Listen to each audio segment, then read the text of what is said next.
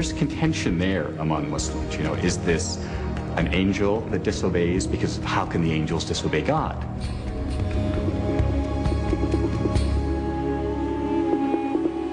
For Christians and Jews, the creation story in Genesis leaves a lingering question. If Adam and Eve had 2 sons and no daughters, if no other humans existed, who gave birth to humanity? When we return, an obscure Hebrew text with a troubling answer.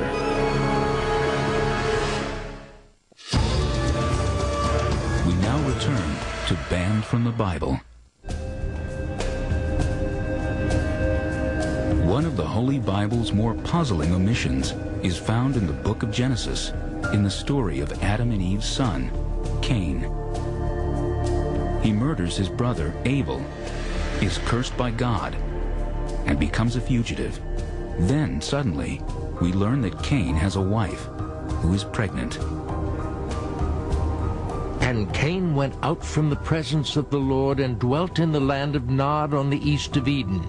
And Cain knew his wife, and she conceived and bore Enoch. Anyone who's ever taught Sunday school is familiar with the problem that you talk about Cain getting married, and suddenly a million hands go up. Wait a minute, where did the wife come from? We know about Adam and Eve, of course, but what about their children, their sons? Who were the wives of the first males?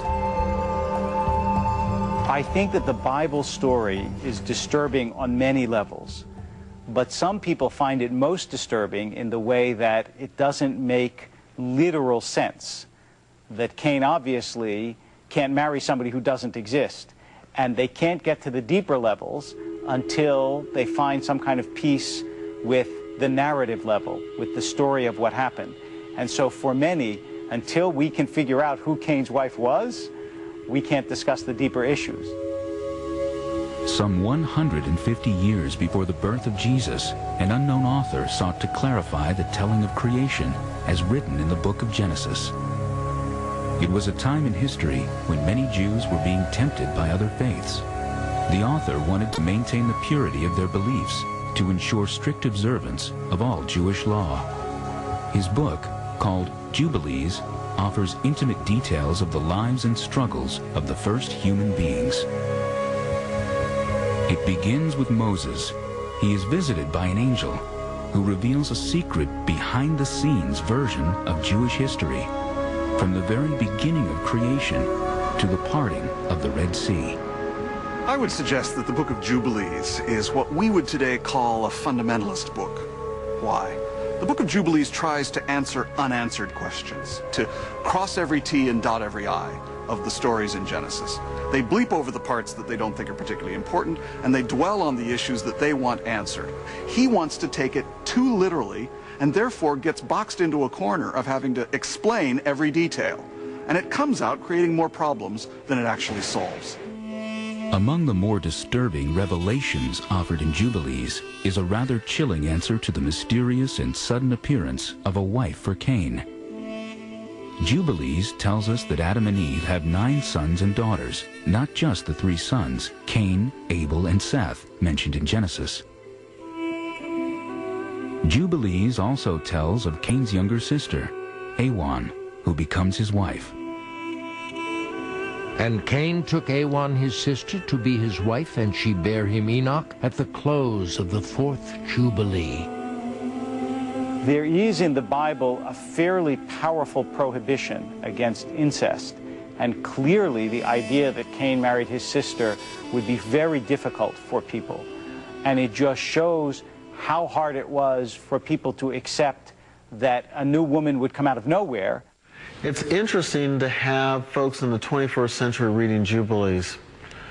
The same people who like reality TV, the same people who will go to a movie such as Aliens, who seem to really sort of enjoy gore, violence, sex. Those sorts of folks just would seem to love Jubilees. If the Bible is read as literal history, a story of the first humans that included incest would have been taboo and thus not acceptable for inclusion in the Holy Bible. Even so, Why would this ancient author solve the problem of Cain's wife by having him marry his own sister? This is a culture that is a little bit nervous about foreign women. And one of the ways to get over your nervousness about foreign women is to marry women who aren't that foreign. The problem is you marry women who aren't that foreign, they tend to be related. It was important to the writer that God had chosen a pure race and that he had done this from the earliest times, and that this race had to remain pure. These would be the Jewish people in his own time, who were to refrain from intermarrying with their neighbors, or really to have any contact with their neighbors, to maintain purity. I quite frankly find the way Jubilees recasts the Genesis stories so objectionable. I quite frankly think it was a laudable decision on the part of Judaism and Christianity to reject this book. They were familiar with it, they clearly read it, they knew it, and quite reasonably and in an informed way said, no, this is not part of the tradition. Who needs Jubilees? Among those who studied the Book of Jubilees was a Jewish sect known as the Essenes. In 1947, a wandering shepherd stumbled upon their writings, tucked away in several caves overlooking the Dead Sea. This collection, lost for almost 2,000 years, became known worldwide as the Dead Sea Scrolls. Jubilees was among the documents that were found. We have reason to think that they had run afoul of the authorities, particularly the high priest in Jerusalem, and that this group felt it had to go into a kind of exile. Maybe it was self-imposed, we don't know the details about it. But they used the Book of Jubilees. They may have been a persecuted group. They thought of themselves that way. But apparently these texts spoke to them.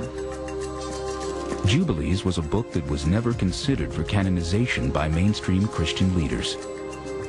But there is a Bible that does include it.